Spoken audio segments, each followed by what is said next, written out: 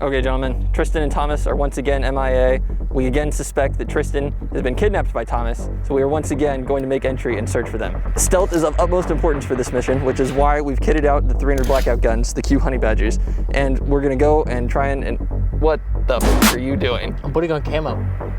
That's the, not even close. It's supposed to be like black or brown. That's should be the culturally colors. insensitive. I got kicked out of Target for that.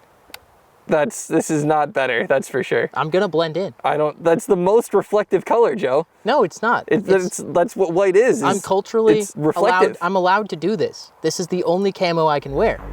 All right, fine, let's go. Okay, thank you. You jerk.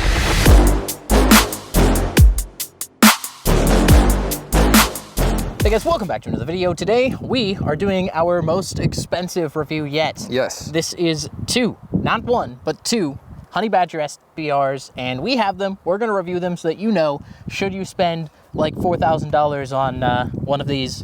And if so, which one of these should you get? The integrated suppressor one is like 3,500 bucks, which, you know, is like $1,000 can on a $2,500 gun, which is not unreasonable. And it's high, stamps. But yeah, 2 stamps, which, you know, now, fun fact, this is post ATF pistol brace ban sort of taking effect. There's some weird injunctions going on, but it doesn't matter that these are SBRs anymore. They're equally illegal anyway. Yeah.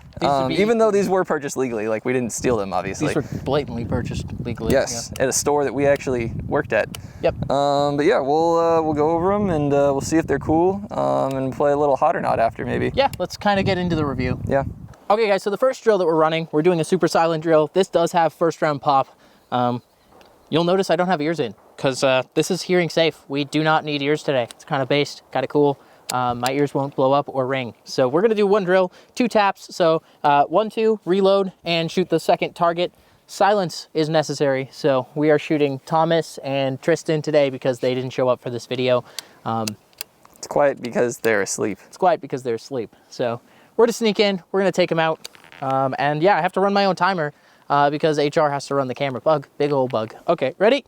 Ready. Shooter ready. Stand by. Uh-oh. I messed up the drill, so one more try. Shooter ready. Stand by.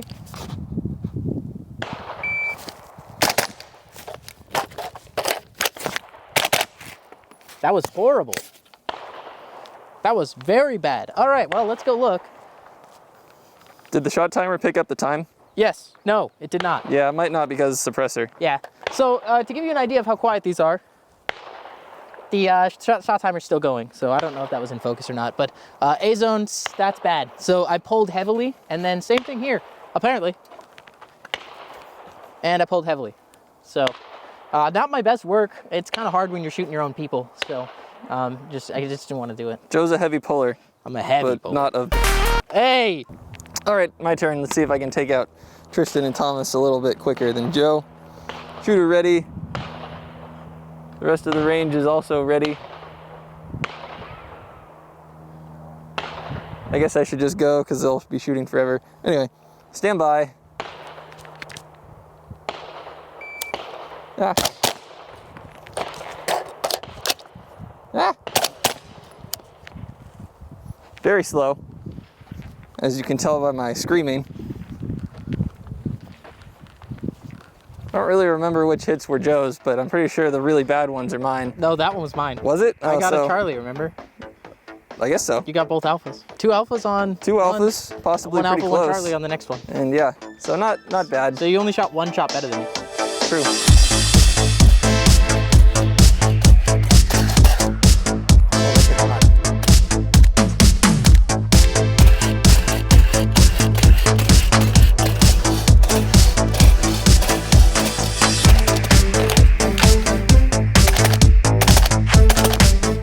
Time and time again, guys, we see cops have to run long distances, immediately followed by either one tapping a dude from the hood of their car while holding a coffee or not bill drilling. But we're gonna do that. We're gonna bill drill. So I'm gonna start down the path, sprint up, avoid the wagon that we're too lazy to move, and then bill drill dump into the target. Shooter ready.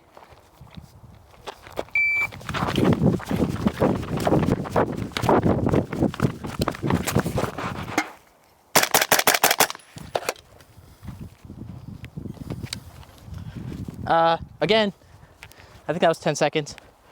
What Shot do you mean timer didn't again? pick it up. You've only done this once. Shot timer didn't pick it up. I definitely got all on target. I got 1 Charlie, Alpha, Alpha, Alpha, Alpha, and probably that Charlie. What's that one down there? We didn't talk about that. That didn't happen earlier.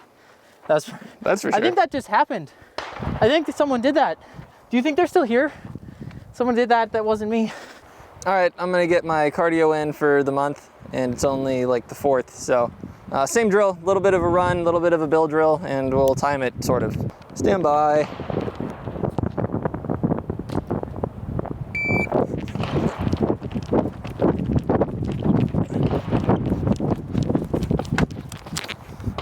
Oh, where's the radio?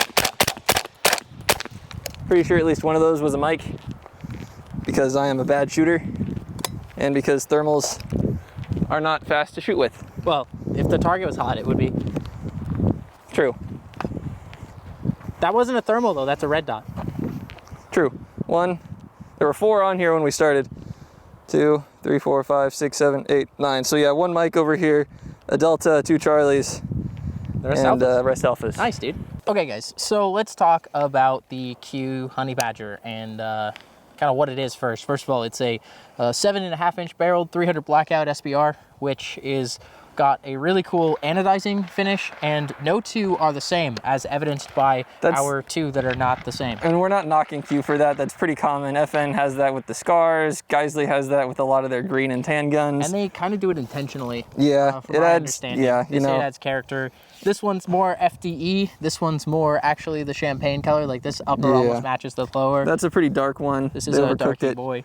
But for example, like that upper and lower are very different colors. These ones match pretty well. They're pretty close to matching. But those ones are off. And Q loves that. It's their thing. Some of the handguards come darker than others. This is actually a pretty dark handguard from what I've seen. And then this one is a pretty standard color handguard.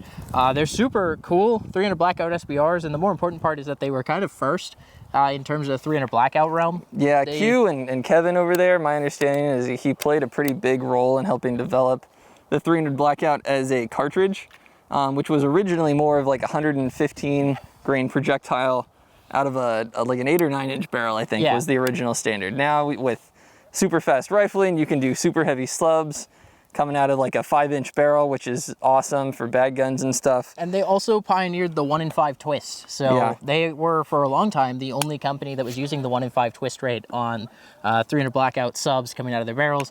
And 1-in-5, in my opinion, which obviously doesn't matter that much, but in my opinion, it is like the best twist rate for 300 Blackout subs.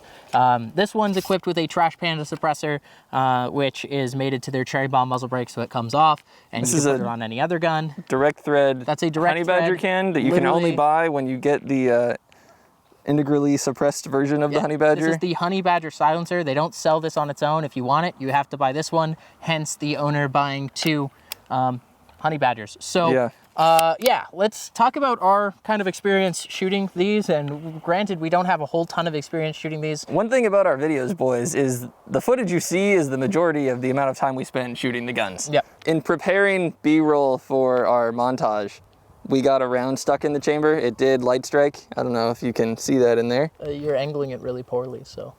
Is that better? Yeah, angle it that way. Maybe that'll show. Hopefully. But knowing my tool is not the right one for the job, I'm gonna fiddle with this. The gun did not go off, so there's like a live round in the chamber, sort of. Yeah. But we might have to get a ramrod and like not put our hand in front of the muzzle somehow. So this may or may not be featured in the rest of the video. We've light striked it so many times like, that it should have gone off. We'll do it again. Click.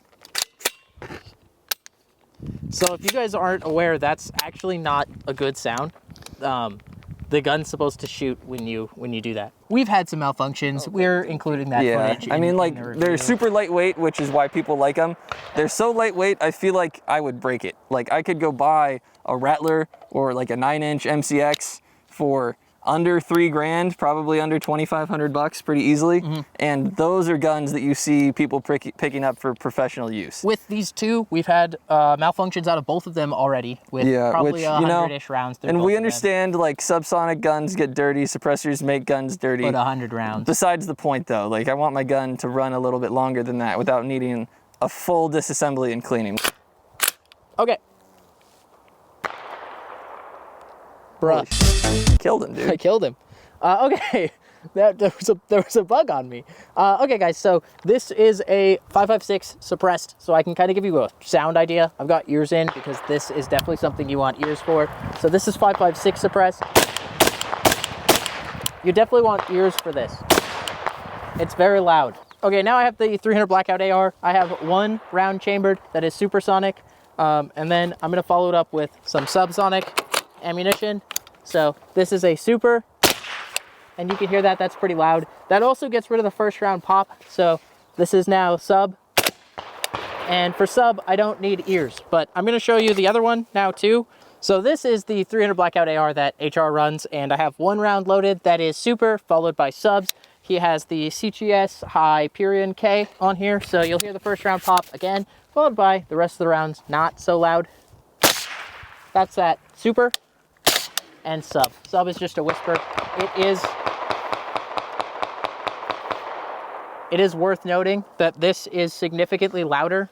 Not significantly, but it was pretty quiet. Noticeably louder than the Qs. You have ears on. I do. So do you. Yeah, so it mutes it a little bit. Yeah, Q Science guys, they've reviewed a bunch of suppressors. Definitely check out the study if you're interested in the details. But Q suppressors did really, really well when it comes to suppression. And they did still well when it comes to like overall. I think they got beat out overall by the Hyperion K. And this is the Honey Badger silencer.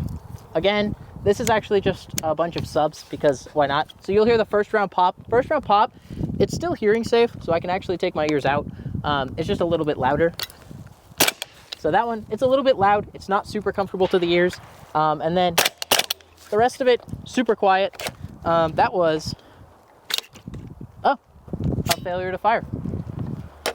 So that is not the first failure to fire that we've encountered with these. In fact, with this specific one, we had to already disassemble it once and clean it just to get it to work.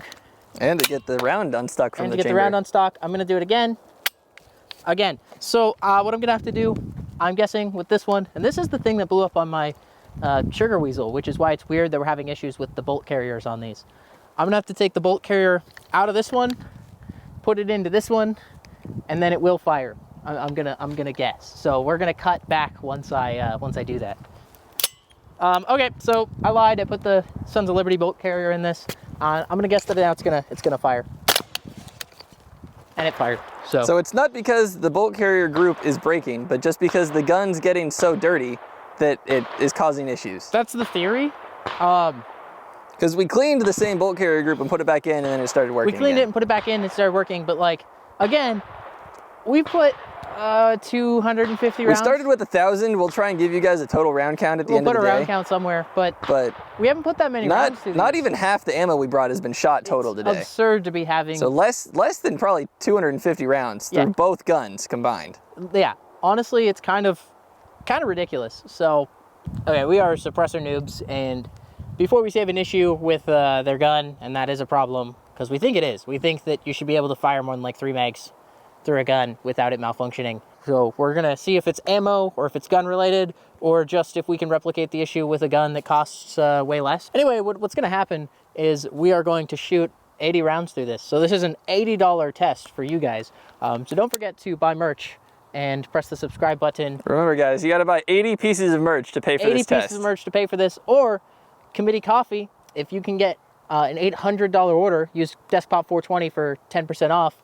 We get $80. Link in description to merch and coffee. Link in description. This is gonna hurt a little bit. Not physically, but emotionally.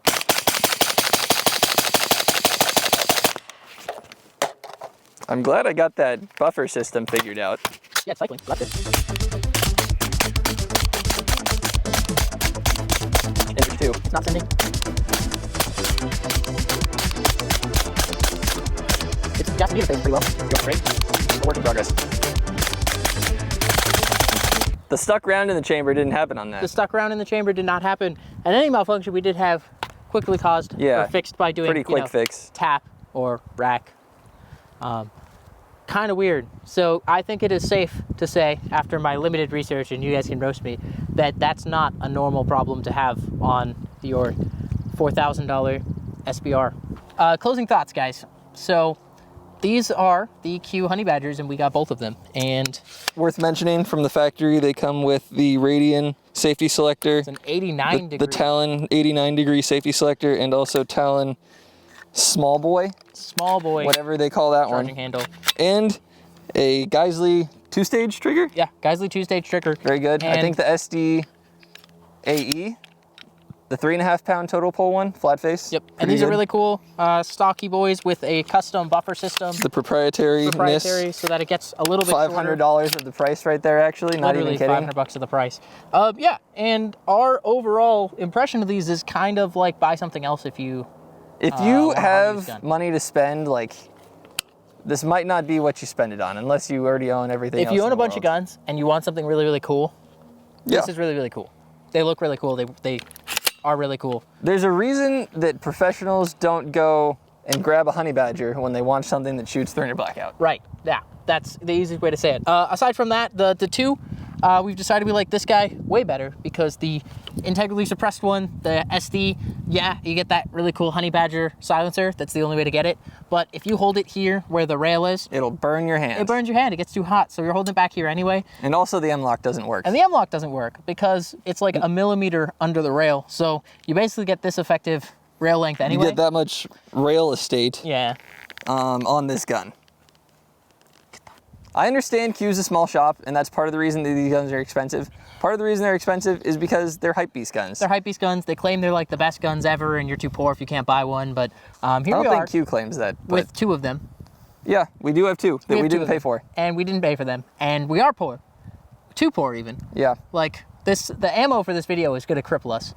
Me. At least Joe. Joe pays for everything. And anyway, that's it. That is pretty much it. Just an overview of these guns. I would say buy something else if you're going to spend the money, unless you already have a bunch of other stuff and you want something that looks really cool, then I guess just get one of these because they look really cool. I think that about sums it up. And to be clear, we're not trying to bash Q or anything. Like, we don't think that they're doing anything wrong. It's just that our opinion is that these guns are overpriced for what they are. Overpriced for what they are. I'm getting way too many malfunctions way too often. Yeah, that too. Which it could be an ammo thing, it could be a mag thing. Like we said earlier, we don't shoot enough to really test what the issue could be. But we didn't really experience the same malfunctions with the Sons of Liberty gun. He's trying to cover our butt in the comments. I'm pretty confident that it's the gun that's the issue. And by pretty confident, I mean, I already get roasted in the comments. So it's the gun that's the issue. It's not our ammo or our mags. I'm very confident that it is a What I'm firearm trying problem. to do is cover the companies that we review getting butthurt, because they're always like, oh my God, a negative review. They must hate us as a company and as individuals in like all of our values. I'm like, no, we just didn't have a great experience. Yeah, if you're a firearm manufacturer and we say something bad about your product, I want you to know that you don't have to be a child. We actually just don't like your product. We probably still like you. Unless you are Recover Tactical, then we hate you. So we will catch you next time, guys, and we'll catch you at SHOT Show, but more importantly, we'll catch you on the flippity flip. Move my body back and forth.